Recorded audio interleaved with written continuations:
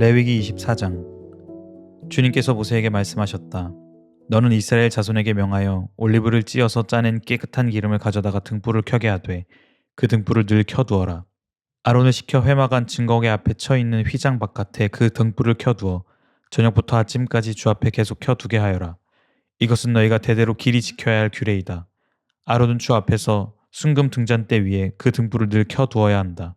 너는 고운 밀가루를 가져다가 과자 한 개당 밀가루 10분의 2 에바를 들여 과자 12개를 구워 한 줄에 6개씩 두 줄로 주의 앞 순금상 위에 차려 놓아라. 그리고 각 줄에 하나씩 순전한 향을 얹어라. 이 향은 과자 전부를 바치는 정성의 표시로 주에게 살라 바치는 제물이 된다. 안식일이 올 때마다 아론은 이스라엘 자손을 대신하여 이 음식을 주 앞에 늘 차려 놓아야 한다. 이것은 영원한 언약이다. 이 제물은 아론과 그의 아들들의 몫이다.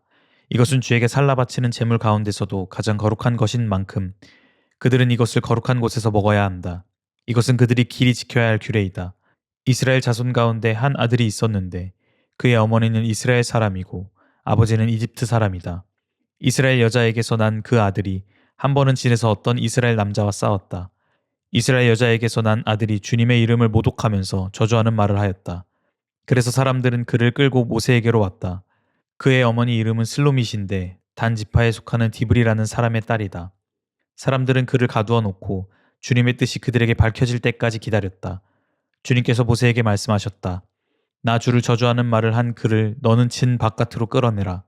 나에게 저주하는 말을 들은 사람들이 모두 그 자의 머리 위에 손을 얹은 다음에 온 회중은 그를 돌로 쳐라. 그리고 너는 이스라엘 자손에게 하나님을 저주하는 사람은 누구든지 그 벌을 면하지 못한다고 일러라. 주의 이름을 모독하는 사람은 반드시 사형에 처해야 한다. 온 회중이 그를 돌로 쳐 죽여야 한다. 주의 이름을 모독하는 사람은 이스라엘 사람은 말할 것도 없고 외국 사람이라 하여도 절대로 살려두어서는 안 된다. 남을 죽인 사람은 반드시 사형에 처해야 한다. 짐승을 죽인 사람은 생명으로 생명을 갚아야 하므로 살아있는 것으로 물어주어야 한다. 자기 이웃에게 상처를 입혔으면 피해자는 가해자에게 입힌 만큼 그 가해자에게 상처를 입혀라. 부러뜨린 것은 부러뜨린 것으로, 눈은 눈으로, 이는 이로 갚아라. 상처를 입힌 사람은 자기도 그만큼 상처를 받아야 한다. 남의 짐승을 죽인 사람은 그것을 물어주어야 하고 사람을 죽인 사람은 반드시 사형에 처해야 한다. 이 법은 이스라엘 사람들에게는 말할 것도 없고 함께 사는 외국 사람에게도 같이 적용된다. 나는 주 너희의 하나님이다. 모세가 이렇게 이스라엘 자손에게 말을 전하니 사람들은 주님을 저주한 그를 진 바깥으로 끌어내서 졸로 쳐 죽였다. 이렇게 이스라엘 자손은 주님께서 모세에게 명하신 그대로 하였다. 레위기 25장. 주님께서 시내산에서 모세에게 말씀하셨다. 너는 이스라엘 자손에게 말하여라. 그들에게 다음과 같이 일러라. 내가 너에게 주기로 한 그 땅으로 너희가 들어가면 나 주가 쉴 때에 땅도 쉬게 하여야 한다. 6해 동안은 너희가 너희 밭에 씨를 뿌려라. 6해 동안은 너희가 포도원을 가꾸어 그 소출을 거두어라. 그러나 7째 해에는 나 주가 쉼으로 땅도 반드시 쉬게 하여야 한다. 그 해에는 밭에 씨를 뿌려도 안 되며 포도원을 가꾸어도 안 된다. 거둘 때에 떨어져 저절로 자란 것들은 거두지 말아야 하며 너희가 가꾸지 않은 포도나무에서 저절로 열린 포도도 따서는 안 된다. 이것이 땅의 안식년이다. 땅을 이렇게 쉬게 해야만 땅도 너희에게 먹거리를 내어줄 것이다. 너뿐만 아니라 남종과 여종과 품꾼과 너희 함께 사는 그 나그네에게도 먹거리를 줄 것이다.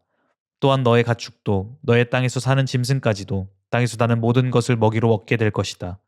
안식년을 7번 세어라. 7년이 7번이면 안식년이 7번 지나 49년이 끝난다. 7째 달 열흘 날은 속죄일이니 너희는 뿔나팔을 크게 불어라. 나팔을 불어 너희가 사는 온 땅에 울려 퍼지게 하여라. 너희는 50년이 시작되는 이 해를 거룩한 해로 정하고 전국의 모든 거민에게 자유를 선포하여라. 이 해는 너희가 희년으로 누릴 해이다. 이 해는 너희가 유산 곧 분배받은 땅으로 돌아가는 해이며 저마다 가족에게로 돌아가는 해이다. 50년이 시작되는 해는 너희가 희년으로 지켜야 하는 해이다. 희년에는 씨를 뿌리지 말고 저절로 자란 것을 거두어서도 안 되며 너희가 가꾸지 않은 포도나무에서 저절로 열린 포도도 따서는 안 된다. 그 해는 희년이다. 너희는 그 한 해를 거룩하게 보내야 한다. 너희는 밭에서 난 것을 먹게 될 것이다. 이렇게 희년이 되면 너희는 저마다 유산 곧 분배받은 땅으로 돌아가야 한다. 너희가 저마다 제 이웃에게 무엇을 팔거나 또는 이웃에게서 무엇을 살 때에는 부당하게 이익을 남겨서는 안 된다. 내가 내 이웃에게서 밭을 사들일 때에는 희년에서 몇 해가 지났는지를 계산하여야 한다. 파는 사람은 앞으로 그 밭에서 몇 번이나 더 소출을 거둘 수 있는지 그 횟수를 따져서 너에게 값을 매길 것이다. 소출을 거둘 횟수가 많으면 너는 값을 더 치러야 한다. 희년까지 남은 횟수가 얼마 되지 않으면 너는 값을 깎을 수 있다. 그가 너에게 실제로 파는 것은 거기에서 거둘 수 있는 수확의 횟수이기 때문이다. 너희는 서로 이웃에게서 부당하게 이익을 남기려고 해서는 안 된다. 너희는 하나님 두려운 줄을 알아야 한다. 나는 주 너희의 하나님이다. 그러므로 너희는 내가 세운 규례를 따라서 살고 내가 명한 법도를 지켜서 그대로 하여야 한다. 그래야만 그 땅에서 너희가 안전하게 살 수 있을 것이다. 땅은 소출을 낼 것이고 그것으로 너희가 넉넉히 먹을 수 있을 것이며 거기에서 안전하게 살 수 있을 것이다.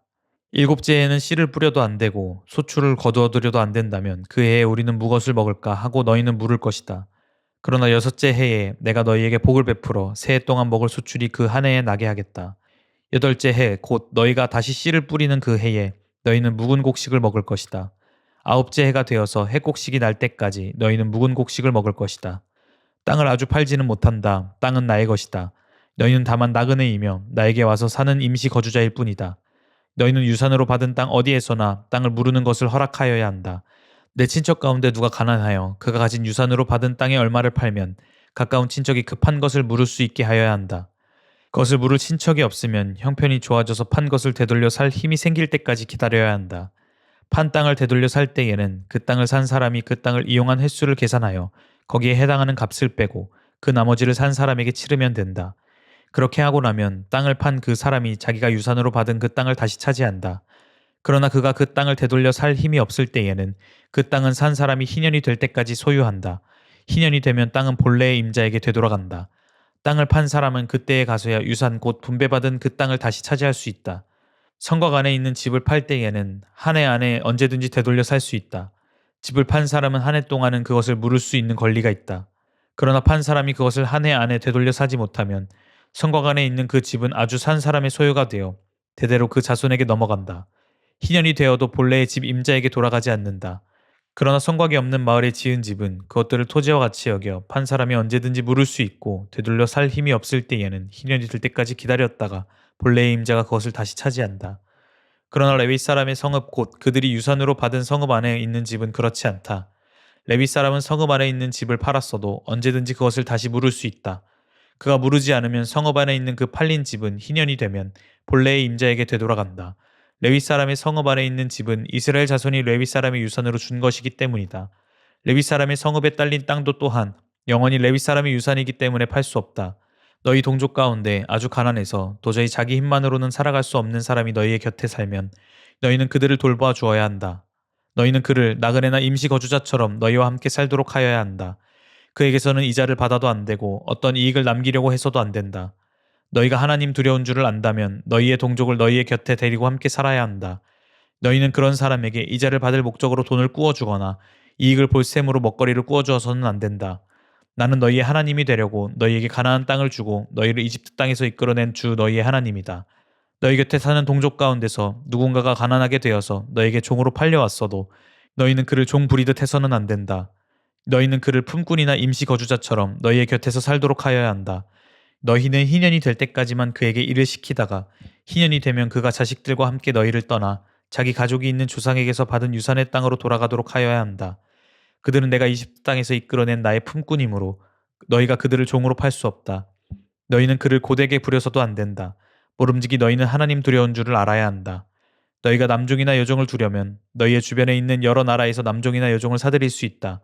너희는 또 너희와 함께 사는 외국인 거주자의 자손 가운데서나 너희의 땅에서 태어나서 너희와 함께 사는 그들의 가족 가운데서 종을 사서 너희의 소유로 삼을 수 있다. 너희는 또 그 종들을 너희의 자손에게서 영원한 유산으로 물려줄 수도 있다. 바로 이들은 너희가 종으로 부려도 된다. 그러나 너희의 동포 이스라엘 자손들끼리 서로 고되게 부려서는 안 된다. 너희와 함께 사는 나그네 신세된 외국 사람이나 임시 거주자 가운데는 부자로 사는 사람이 있는데 마침 그 이웃에 너희의 동족이 살고 있다가 가난하게 되어서 그 외국 사람에게나 너희와 같이 사는 임시 거주자에게나 그 가족 가운데 누구에게 종으로 팔렸다고 하자. 종으로 팔려간 다음이라 하더라도 그는 종으로 팔릴 때에 받은 값을 되돌려주고 풀려날 권리가 있다.